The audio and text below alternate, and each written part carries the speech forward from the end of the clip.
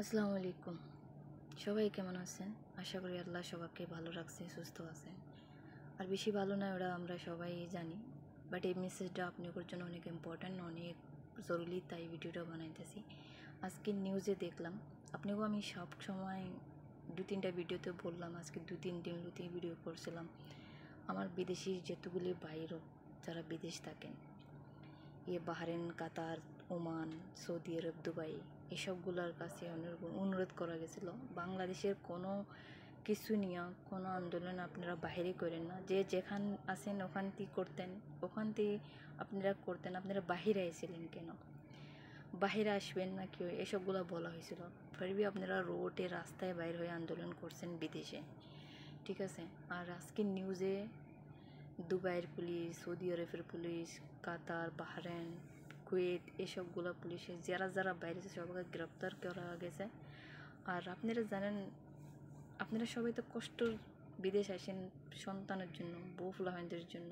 একবার যেন চিন্তা করেন নাই আমার বাচ্চা বউ ফুলাভাইনগুলোর কী অবস্থা হবে আমরা এসবগুলো করতেছি বিদেশে।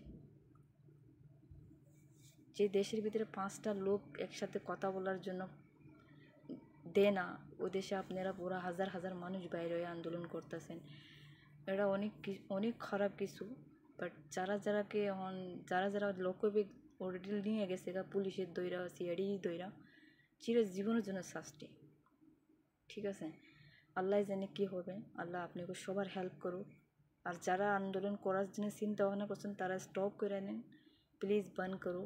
ये अच्छी बात नहीं है। परदेश में ये कानून कभी एक्सेप्ट नहीं करता। आप लोग के मुल्क में जो भी हो, हमारी मुल्क में जो भी हो, ये कभी परदेश की कानून एक्सेप्ट नहीं करता। हम क्यों यहाँ जंग करें, उसी को यहाँ पर क्यों हम आवाज़ उठाएं।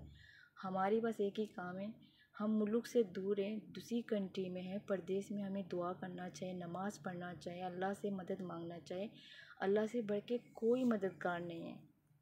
मैंने आप सबको सावधान किया था, आप सबको मैंने बताया था वीडियो में, ये मत करा करें। आप लोग ने खुद की तो परवाह किया नहीं, अपनी बच्चों की, अपनी फैमिली का भी आप लोग ने टेंशन नहीं की। अभी उम्र भर के लिए सज़ा भुगतोगे थोड़ी सी लापरवाही की वजह से। आप लोग को पता है ना इधर के कानून, दुबई के, सऊदी अरब के कानून कितना स्ट्रॉन्ग है, कितना खतरनाक है। अभी तो सबको उठा उठा के ले जा रहा है, और पूरे जहाँ जहाँ बंगाली देख रहा है सबको उठा कर ले जा रहा है। বাংলাদেশের সব মানুষকে ধরে ধরে নিতেছে, যে যেখানে পেয়েছে ওখানে।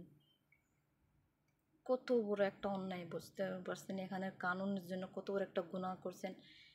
ये तो अल्लाह माफ़ करे, ये सब चीज़ों से अल्लाह मदद करे, आप सबकी हेल्प करे। मैं दुआ कर सकती हूँ। मैं भी बांग्लादेश की हूँ, আমি বাংলাদেশি। আমার অনেক কষ্ট হইতেছে। ভিডিওটা আপনাদের জন্য অনেক জরুরি, অনেক ইম্পর্টেন্ট। তাই আর আজকে যে মেসেজটি দেখছি, যে নিউজ, যে সব কিছু, এটা এখানের সরকার, এখানের কানুনের ফেসলা, এখানের আদালতে থেকে হুকুম আইছে যারা যারা আন্দোলন করছে সবাইকে গ্রেপ্তার করা যাবে।